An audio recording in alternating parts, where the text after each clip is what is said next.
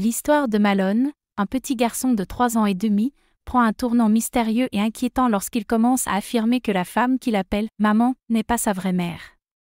Ces révélations suscitent l'inquiétude d'un psychologue scolaire, qui remarque également que le garçonnet semble terrifié par la pluie et les éclats de verre. Ces révélations suscitent l'inquiétude d'un psychologue scolaire, qui remarque également que le garçonnet semble terrifié par la pluie et les éclats de verre. Intrigué par des dessins que Malone réalise, des dessins qui dénotent une maturité et une compréhension inhabituelles pour un enfant de son âge, le psychologue décide de signaler ses observations à la directrice de l'école. La directrice, à son tour, prend ses préoccupations au sérieux et tente d'alerter les autorités, notamment la police. Cependant, la police est actuellement débordée par une affaire criminelle majeure, ce qui complique la réaction immédiate à la situation de Malone. En parallèle, le mystère s'épaissit alors que le psychologue explore davantage les dessins de Malone, cherchant des indices cachés dans les représentations visuelles de l'enfant. Les éléments liés à la pluie et aux éclats de verre pourraient être des métaphores ou des symboles, mais leur signification demeure floue. Pendant ce temps, la situation personnelle de Malone et de sa « fausse » mère est également examinée de plus près. Des secrets familiaux pourraient émerger, jetant une lumière nouvelle sur les raisons qui poussent Malone à remettre en question son identité maternelle. Des révélations sur des traumatismes passés, des relations toxiques ou des événements tragiques pourraient être la clé pour comprendre pourquoi Malone ressent une telle dissonance entre sa réalité quotidienne et sa perception de sa mère.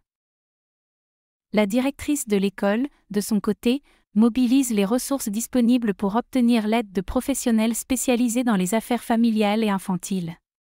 Des travailleurs sociaux et des psychologues pour enfants sont consultés pour évaluer la situation de Malone de manière approfondie et déterminer s'il existe des signes de négligence ou de maltraitance.